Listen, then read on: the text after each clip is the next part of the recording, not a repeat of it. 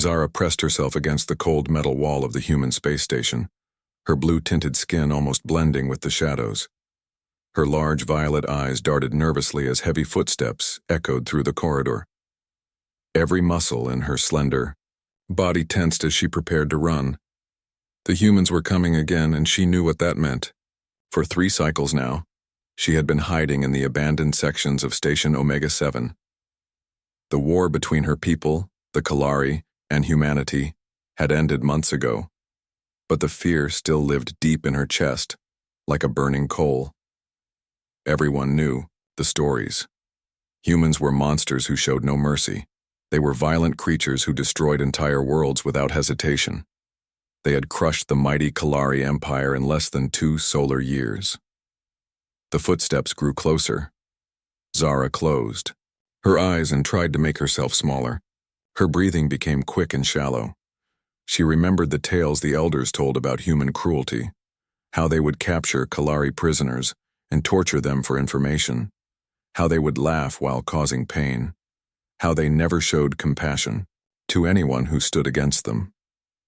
"Hello," came a soft voice from nearby. Zara's eyes snapped open. A human female stood just a few feet away, wearing the blue uniform of the station crew. She had brown hair pulled back in a simple style and kind green eyes. The human was holding a small container of food and water. Zara tried to scramble away, but her legs wouldn't work properly. She hadn't eaten in 2 days, and her body was weak from fear and hunger. She could only stare up at the human with wide, terrified eyes. The human slowly knelt down and placed the container on the floor between them. "My name is Amy," she said in a gentle tone. "I work in the medical bay." "I know you've been hiding here." Zara's heart pounded so hard she thought it might burst. This was it. The human would capture her now. She would become a prisoner, tortured for information about Kalari technology or used as an example to frighten other survivors. But Amy didn't move closer. Instead, she sat down cross-legged on the floor and pushed the container toward Zara. "You must be hungry," Amy said. "The food is safe. It's designed for Kalari biology." The smell of the food made Zara's stomach ache with need, but she didn't dare reach for it. This had to be a trap. Humans didn't help their enemies, everyone knew that. Amy seemed to understand her fear. She opened the container and took a small bite of the food herself. "See? It's not poisoned or anything. I just want to help." "Why?" Zara finally whispered, her voice hoarse from days without speaking. Amy smiled, and something strange happened. The expression was warm and genuine, nothing like the cruel grins Zara had imagined human faces would wear. "Because you're scared and alone, and nobody should have to feel that way." Zara stared at that smile. It was the first time a human had ever looked at her without anger or hatred. In fact, it was the first time she had seen a human up close at all. During the war, she had only heard about them through reports and propaganda.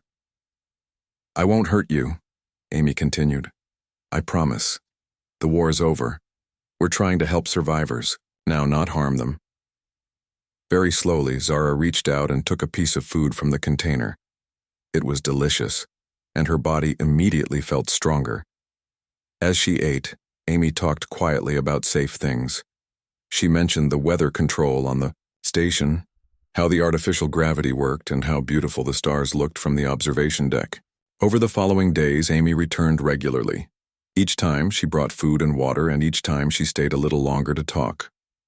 Zara learned that Amy was a nurse who had volunteered to work on the station specifically to help war survivors. She learned that many humans felt terrible about the destruction the war had caused. "We're not all monsters," Amy explained during one visit. "Most of us never wanted the war to happen. We were just defending ourselves when your empire attacked our colonies." Zara had never heard this version of events. The Kalari leaders had always said humans were the aggressors, that they had attacked first and without reason. But sitting here, talking to Amy, those stories began to seem less believable. As the days passed, Zara's fear slowly began to fade. Amy introduced her to other humans on the station, people like Dr. Martinez, who ran the medical bay, and Engineer Johnson, who maintained the life support systems. Each one treated her with kindness and respect. She learned that humans were not the savage beasts she had been taught to fear. They were complex beings with emotions and families and dreams just like her own people. They could be fierce warriors when threatened, yes, but they could also be incredibly compassionate. One day, Amy brought news that changed everything. "We found a group of Kalari survivors on a planet in the Rigel system," she said excitedly.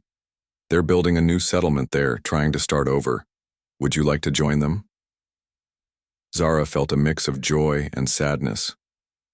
She wanted to be with her own people again, but she had grown fond of Amy and the others who had shown her such kindness. "You don't have to decide right away," Amy said, noticing her confusion.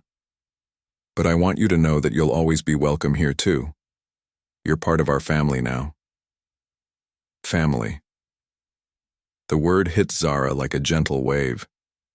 These humans, who she had feared more than death itself, now felt like family to her.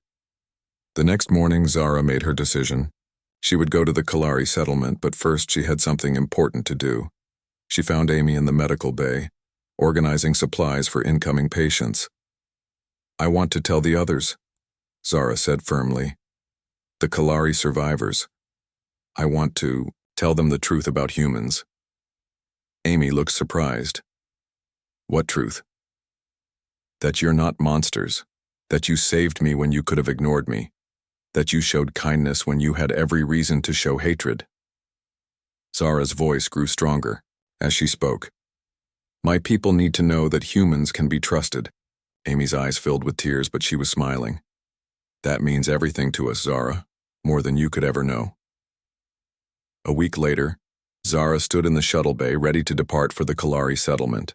Amy and several other humans had come to see her off. As the shuttle prepared to launch, Amy approached her one final time.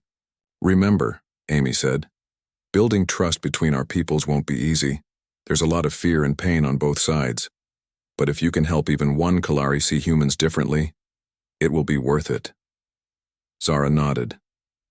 "And if I can help even one human understand that Kalari are not their enemies either, then perhaps our children will never know the fear that we have lived with." The shuttle lifted off, carrying Zara toward her new life. As the station grew smaller behind her, she thought about how much had changed. She had arrived as a terrified refugee, expecting torture and death. Instead, she had found friendship, healing, and hope. The smile Amy had given her that first day had done more than just calm her fears.